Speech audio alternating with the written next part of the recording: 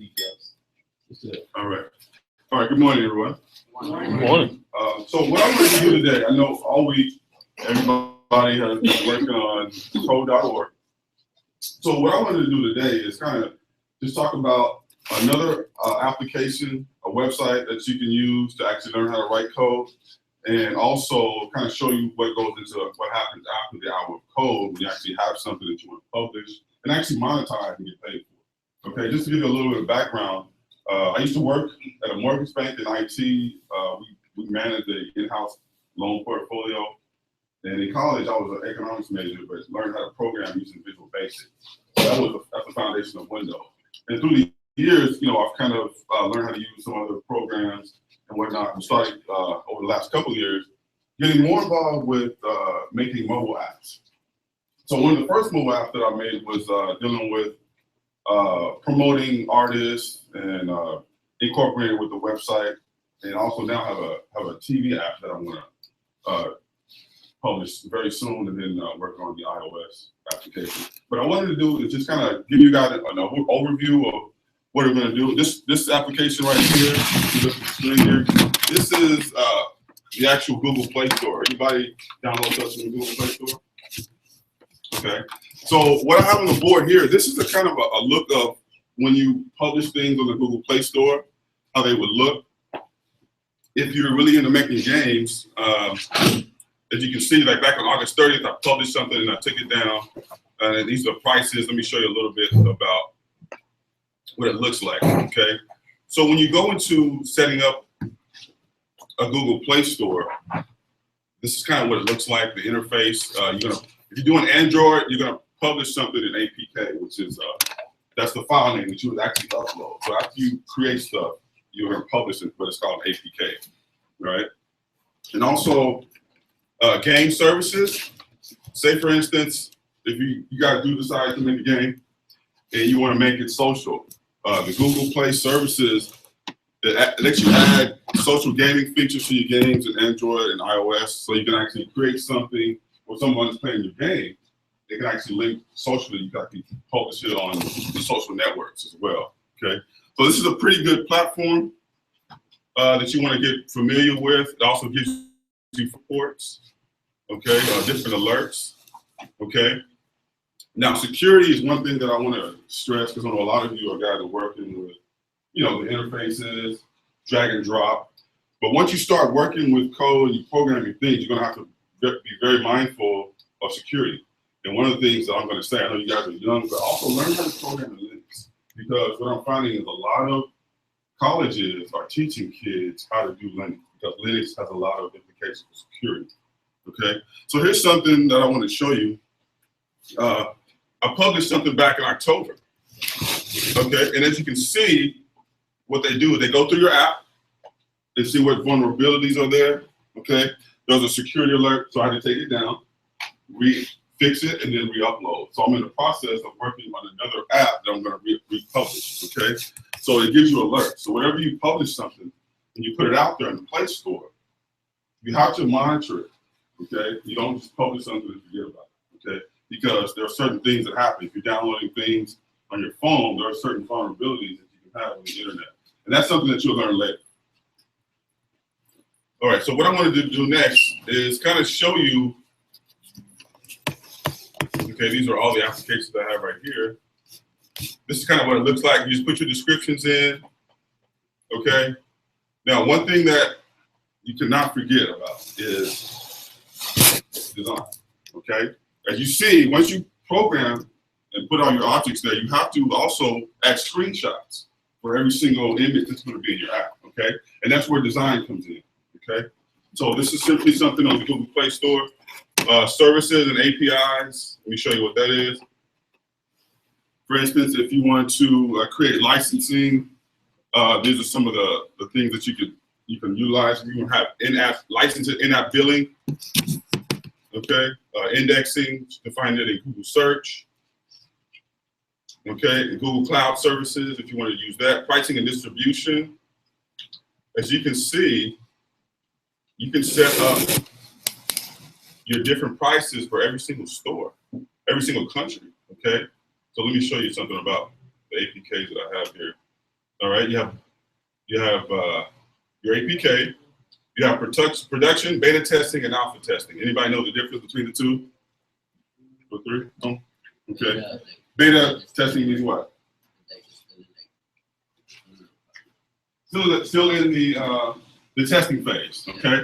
And just a word of reminder to you guys: if you guys ever decide to publish, make sure if you decide to publish to the iPhone store, make sure that it's not in testing phase. Okay, or we'll be taking it out. Okay. So when you publish on the iStore, make sure your stuff is ready to go. Okay, you want to be making changes. Do all the changes in Android, and then when you go to the other platforms, that's what you want to do. Okay. So it's simply here, I would just upload my first APK, upload into production. Okay, you just browse, and then you would upload your APK file. I'm on a different laptop, but I'll show you a little bit about. Let me show you the one that's already. Okay, so if I go here and pricing and distribution, so as you can see, what I did was you can set your application to paid or free. So I set this one for $2.99. Okay, and if I go down the list, you see every country you can set different prices. So you can have different prices for different countries. Okay, so like say if I were to charge people in Europe $10 for my app, in the United States $5, you can do that. Okay, that's what you specify before you publish. Okay, all right. One other thing I wanted to do is just kind of show you a video from a gentleman who learned how to program on Code Academy in about 3 months, and his website that he made was one of the top 50 websites. Okay, so I want you guys to watch this one here.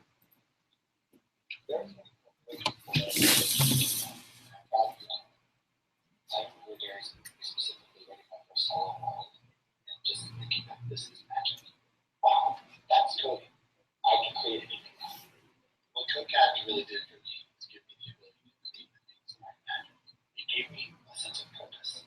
Top Tippy was the first project I was involved with that really exploded. And to think that one of the 50 best websites built in 2013 was built by 2 people who've been coding for about 3 months respectively. If you're able to take the things that are in your head and make them reality, you will be more likely to live the life that you actually want to live. My name is Tom Nicholas. I'm the co-founder of Knox Payments and I'm a Code Academy user.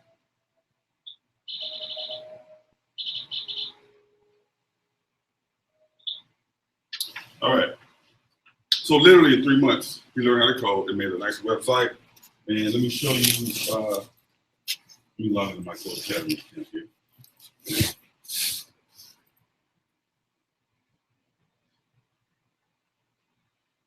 All right, so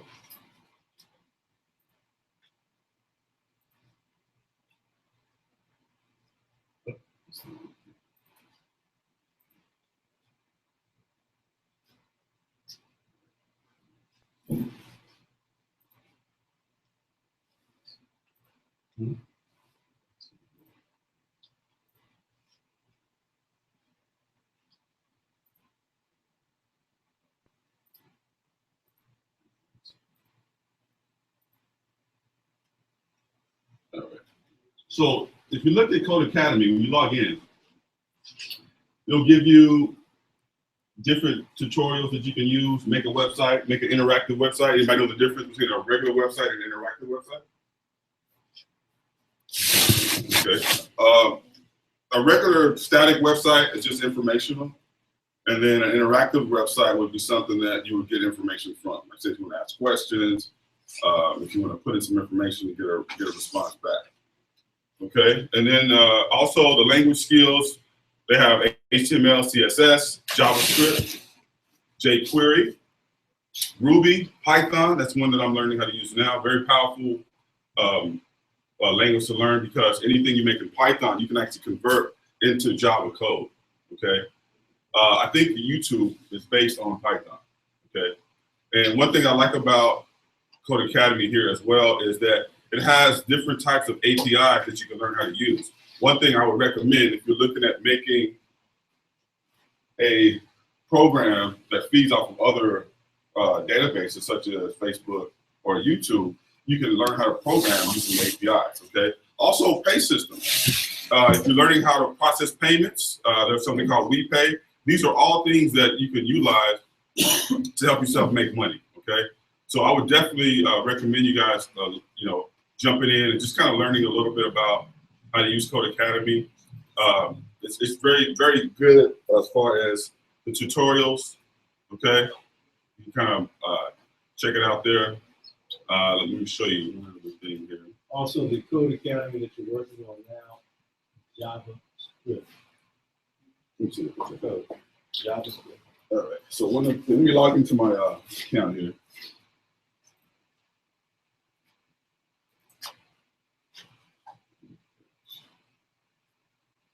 I'll just start with Python. All right. So if we're going to start with Python here. Okay.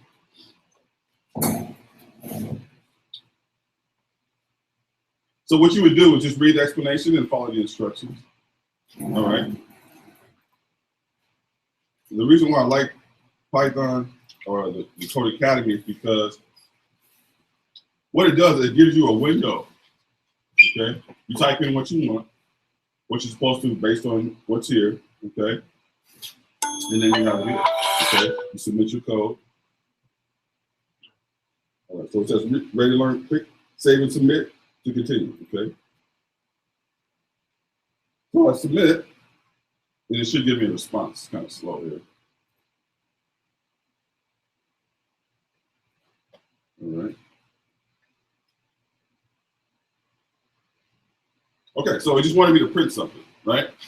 So it gives you a badge, okay? It says start the next lesson. All I did was print. Click next. Write your code below. And it gives you an example. It says here spam equals 5, okay? Creating web apps, games, and search engines all involve storing and working with different types of data. They do so using variables. A variable stores a piece of data and gives a specific name. For example, spam equals 5, okay?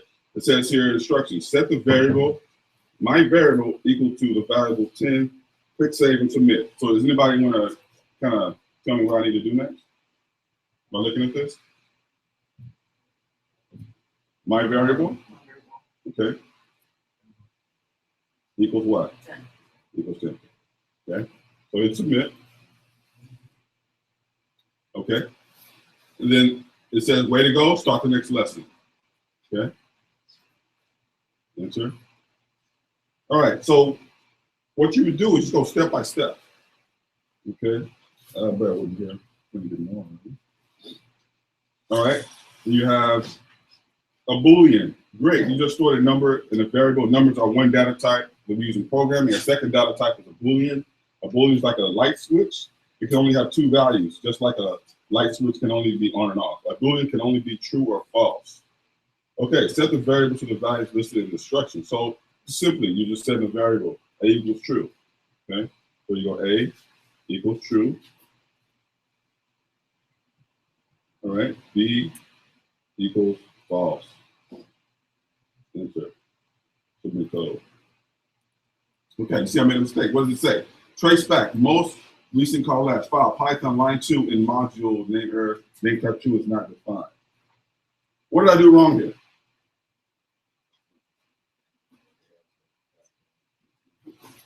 It's in the instructions on the bottom. Exactly.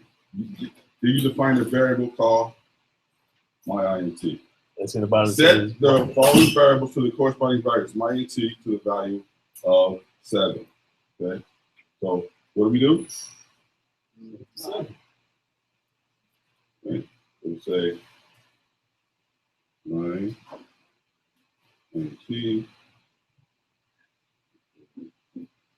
Seven.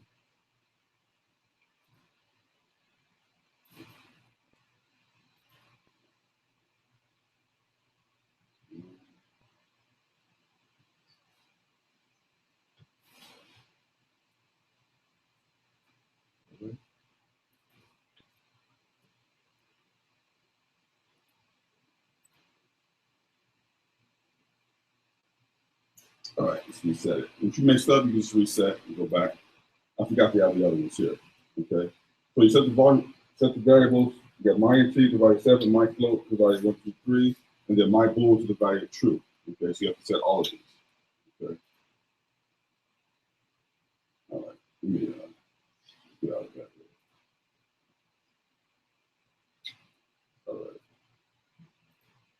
So as you can see, with this, you're dealing with primarily data, okay? There's nothing that you can't do that revolves around data that Python can't do, okay? Python is primarily set up for databases, okay? So I would definitely recommend you guys taking a look at this here. So what I'm gonna do, let me, I don't want to take too much time with this one. Yeah, let's move on to the next video. All right, so let me show you something else here.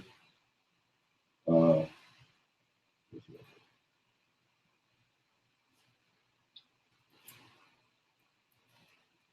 is it?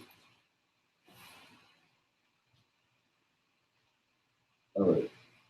So one thing you also want to know, if you decide to make an app and you want to publish and get paid, you have to set up a Google Wallet. I don't know if any of you have ever done that, but that's one of the things if you want to get paid, you have to set up first. Okay. So it's an account, basically. If you ever use PayPal, it's kind of like Google. It's kind of like Google's own version of PayPal. Okay. So I would definitely recommend you guys using that. And let me show you one other thing related to application programming interfaces. What I'm talking about is like taking data from one place and putting it to the next place. That is, everybody uses Facebook, right? Did you know that there's a website called the Face of Facebook? Every single one of your images or your accounts on Facebook is actually on the website using what's called an application programming interface. Let me show you how that works here. So if you go to Faces of Facebook.com.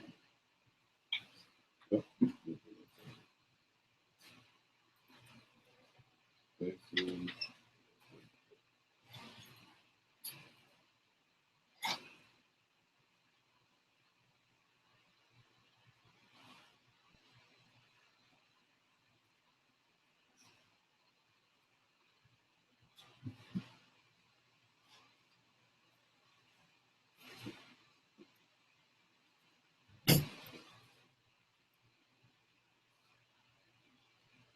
Okay, what this is, using an application programming interface so that you can learn how to use it in Code Academy, you can actually take data from one database and put that on your site, okay? So this is an example of what I'm talking about. These little specs are faces of people who are on Facebook. And if you zoom up a little bit, let me see if I can. I'm right there in the middle. Right in the middle. Let's see if we can pull it up here. I don't know what's going on. It's probably still loaded. But what this is something, it's basically like a college project that a programmer has set up. I don't know why it's not loading right now. Really fast. Using an application programming interface, and that's there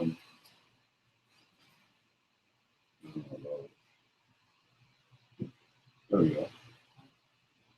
Okay. Gonna give you an idea. These are pictures. These are pictures and actual accounts of people. Okay. So what this is using an application programming interface, someone can actually take data from one website and not even host it on their website, but actually have the information to see. So what would this site be useful for? To find people, surveillance, what else? Research, okay? So as you see, Let me give you another example. The police use this whenever they need to find somebody. you guys have seen Catfish?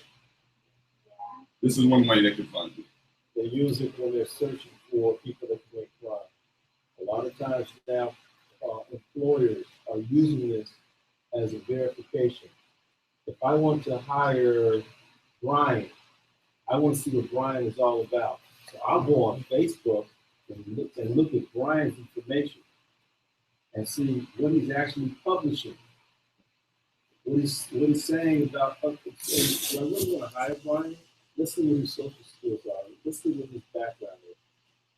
So you got to be very careful to put out there in the cyberspace.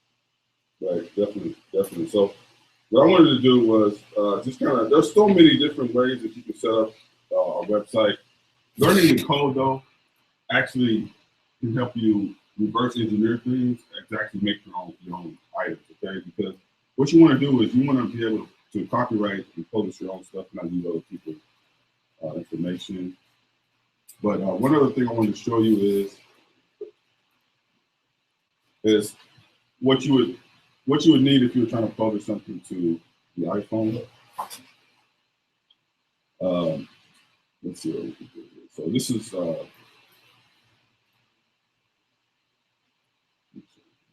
if I was going to use the iPhone, okay, so I was going to publish an app to the iPhone. So you're going to need to pay about what, $50 a year, I think, to do it, to have an iPhone app. But one thing you're going to need is the CSR file. Okay, it's a signing request, a download certificate. Okay, you're also going to need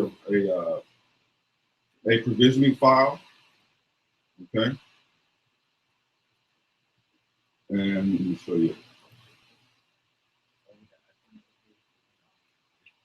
Yeah, I think it's $99 a year.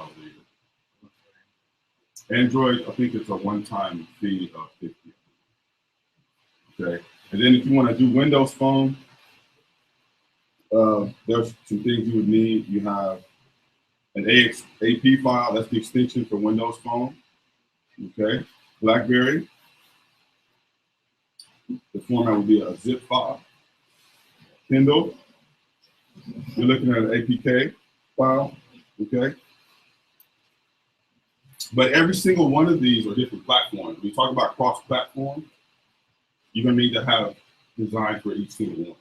Okay, so then that's the beauty of using JavaScript or Java code. It's very easy to convert those. Okay, so this is my APK file. This is what I would actually upload to the Google Play Store. Okay, after you do the process, you upload that to the Google Play Store. Okay, so pretty much the sky's the limit. I mean, you guys can design whatever you want. Okay, I wish I had Code Academy when I was in okay, because believe it or not, you guys are the next Bill Gates. You guys are the next Mark Zuckerberg. Believe it or not. Okay, if you have patience to learn how to code, you can do what you want. Okay, so let me show you a little bit about the code. This is what it looks like. Can anybody tell me what this site is made of, or what the site is programmed in? Which code would you say? What kind of script? JavaScript? Anybody? HTML, CSS? See here, I'm telling you a little bit of HTML.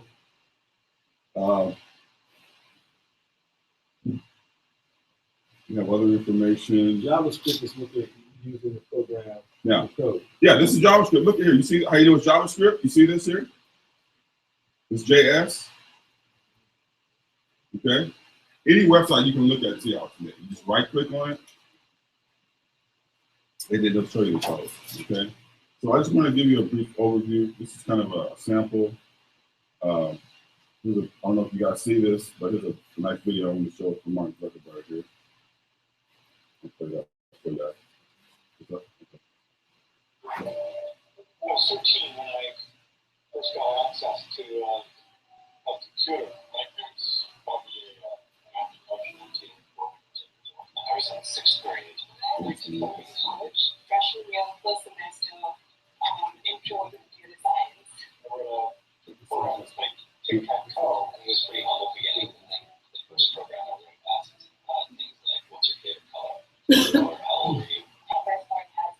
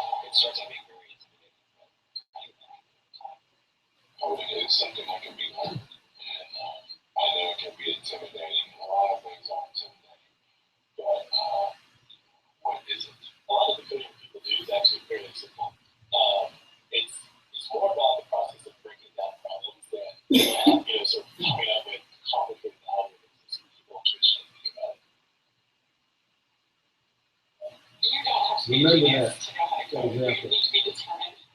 Dictions, fractions, that's about it. You should probably know your multiplication tables. You have to be a genius to read. And if you want to become a race car driver, or play baseball, or build a house, all of these things have been turned upside down by software. But it is, computers are everywhere. You want to work in agriculture? Do you want to work in entertainment? Do you want to work in manufacturing? It's just all over.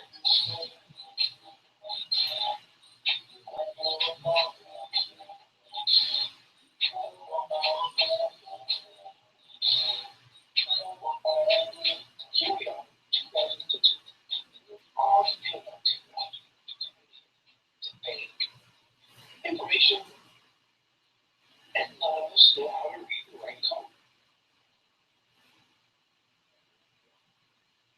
When I was in school, I was in this after school group called the Kids, and when people found out, they laughed at me, and all these things. I'm like, man, I don't care. I think it's cool, and I'm learning a lot, and some runners have jobs. Our policy is literally to hire 50 talented engineers. The whole limit of the system is just that there just aren't enough people who are trained and have these skills that we can't carry those people. We try to make the office as awesome as possible.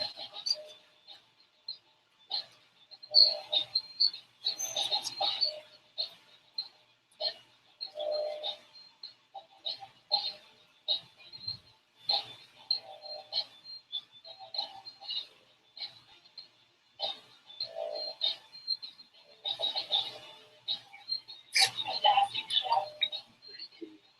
Breakfast, laundry, enough. Laundry, snacks, new places to play, video games, and foods.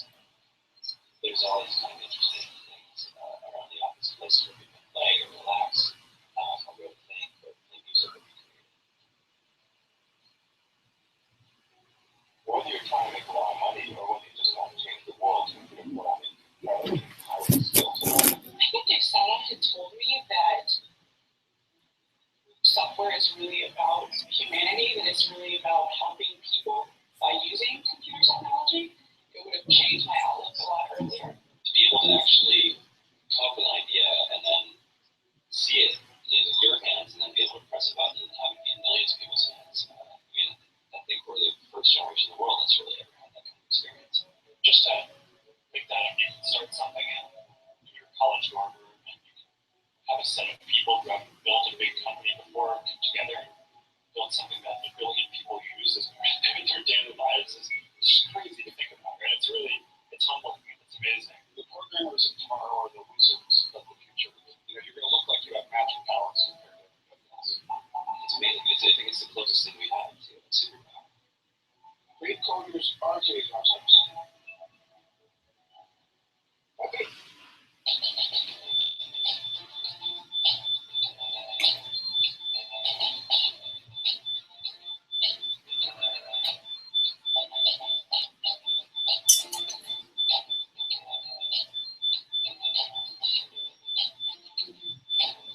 All right.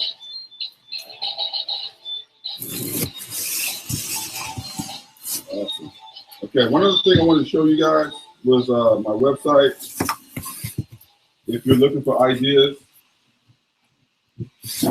what I did was I'm working on I have a partnership with Film on TV, and what I'm doing is learning how to program TV networks and using their API.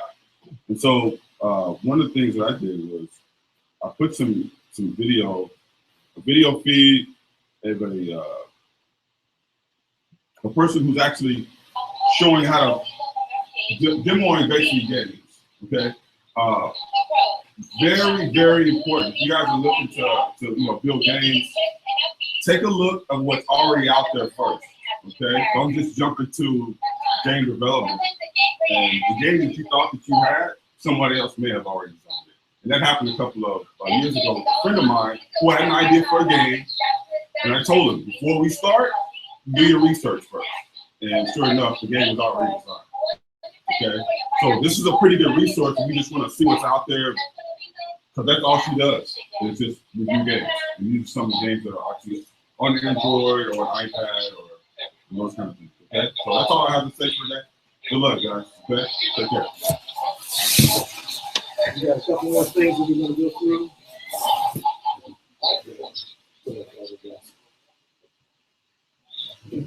Yeah, turn the lights on. Yeah. Okay, the gentleman, have you guys been introduced? Guys, come on up here. You can see, and you can tell them, give them about a minute spill of what you guys do. What you guys are all about. So I'm Terrence Coles. I work at a company based on code. I work for a new company called Victorious, and we build apps for YouTube stuff. So guys like Sky does Minecraft, or Michelle Phan, who's a big beauty consultant. So these are people who have 1 million subscribers or more. They produce great content on YouTube, but they don't have coders and platforms and apps and things so that they can reach you guys directly, so that you guys can communicate with them. So, and my main job in all of that is called monetization, money. So at my job, my nickname is T-Money. But it's because basically coders need people like me who understand code, but can translate code into money. So there's lots of opportunities where if you understand code, you can be part of the ecosystem that supports code. So that's great. And one of the things that we want to talk about, writing code for the practical application. This is one of the items that we started working on that it's RC truck. So we put sensors on it. We have put sensors on it. So it has how many eyes? 4, 6, if I count correctly. But we program, we have a board here, we program it to, when we have full throttle running right at a wall, we programmed it to get to within 5 feet of the wall, throttle will cut off. And that's the same thing that you're working on now with coding for the day. Our coding. It's the same thing. Sensors. Other sensors are used for actually we can demonstrate. Yeah.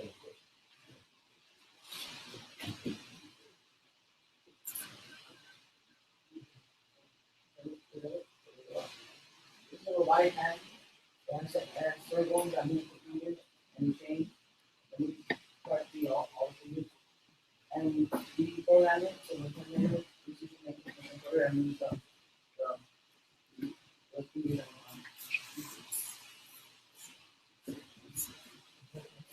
basically provide the students of circles and wires, replicate of any one thing, and we can make the performance. And also the side has to be actually programmed also. So, and it ties into the classwork sometimes anatomy. Prosthetics. People come from, let's say they got a car accident and they need a prosthetic hand or arm or leg. This is what it can happen. Also, working on jaw. Again, with the eyes removed and the mouth removed. Also, the programming of drones. This is a screw built PVC water pipe, and they actually fly. With a camera on it, fly it around, take pictures.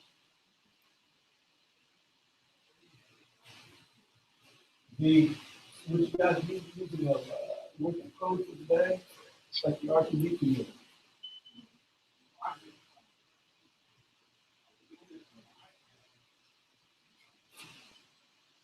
So it's programmed to do certain things.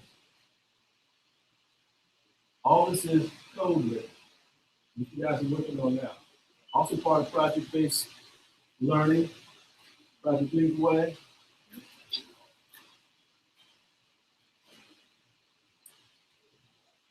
And also part of Project Leadway, we are creating parts. You're learning how to do drafting and creating parts on the computer. Then you can take it and actually build it.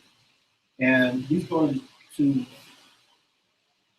Brian's going to build a quick wheel.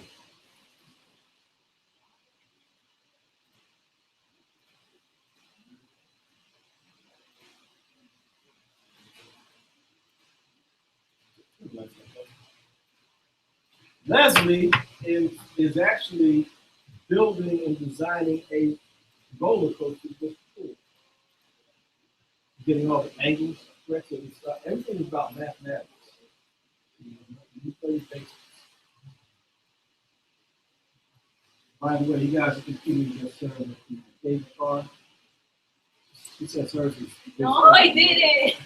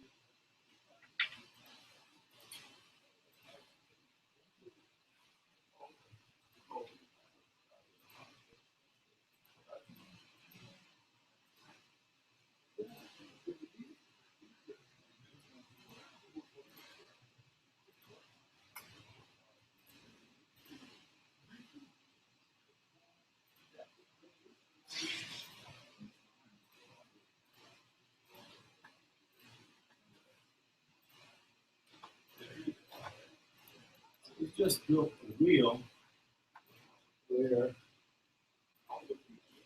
if you wanted to manufacture a wheel for this truck, you could design and send it out to be fabricated. We're designing it right here on the computer. But even with this particular program of Autodesk, it's still code.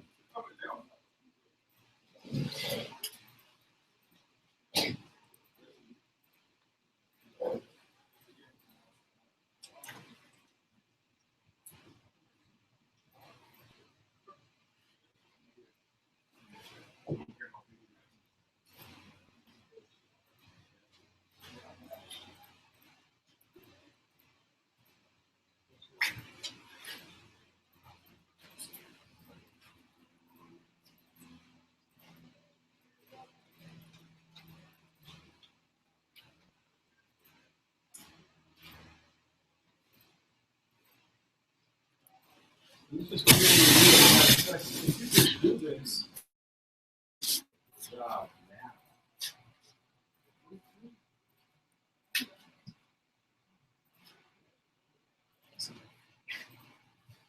this is just an. Okay, so in less than 5 minutes, just create an entire wheel. And quite a few of you here can do this, but it takes practice. But this is the future. As any questions? This is for our visitors. If you have any questions, I know you guys are amazed about what these kids can do. I have a question. So, what did you all learn today?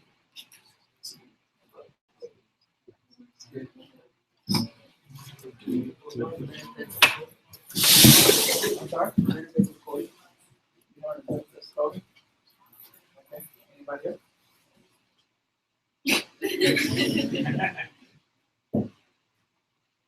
Money, money, money. Ching, ching.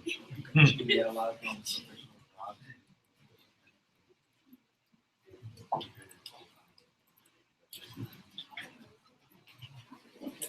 Anybody else learn anything?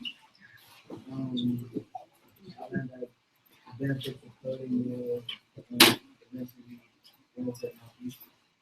If I learn how to do all of it, I can have a career.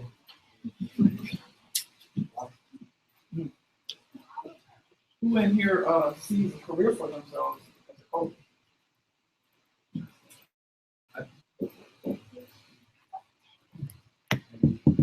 Who in here sees themselves as an engineer?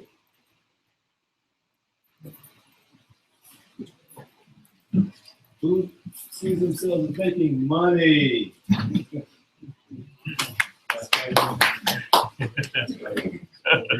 Remember that part. And you can go to work like this. Yes, yes. I have a question. Does anybody have a project that they're currently working on that they see as ready for the market? Ready to start making it? Is anybody in the process of developing something?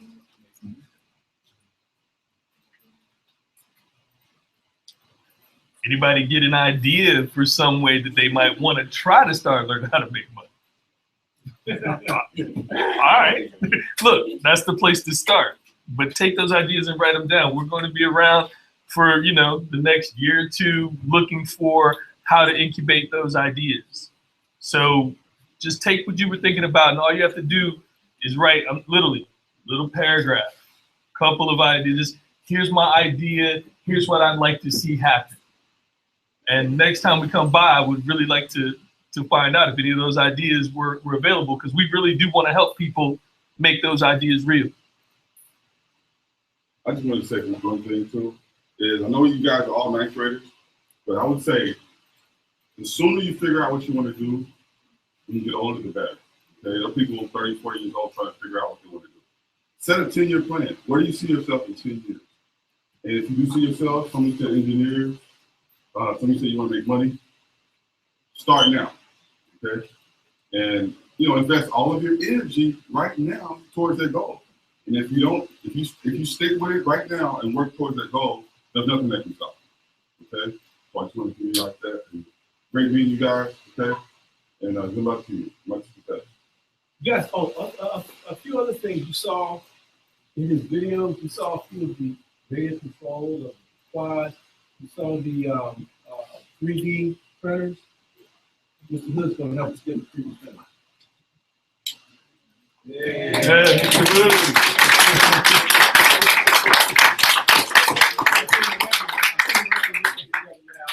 He's going to help facilitate that. So you'll be able to design parts. You may design parts for this, for the wheel. You will print it out. It's like this wheel, 3D. You'll be able to print it out with 3D printer. You will see your design come to life. That's what this is about, practical application, not just theory. We do stuff right now. Okay? Now, like I said, I'll never teach you anything that you can't use in the real world. Any other questions? Gentlemen, do you have any more questions, any comments? For our top students of the I do. I'm working on a project called Compton Creek. Has anybody in the room ever heard of Compton Creek? Raise your hand. Okay, for those who raise their hand and know anything about Compton Creek, I have some prizes. I'm actually going to submit for anybody who wants to work on Compton Creek project. I have 2 iPads. So after the class is over, I'm going to talk to you tonight. Register you. And you guys can compete for that. So I encourage anybody else who knows iPad to even learn about Compton Creek. Okay. Thank you. Thank you, guys. So you guys got any next period?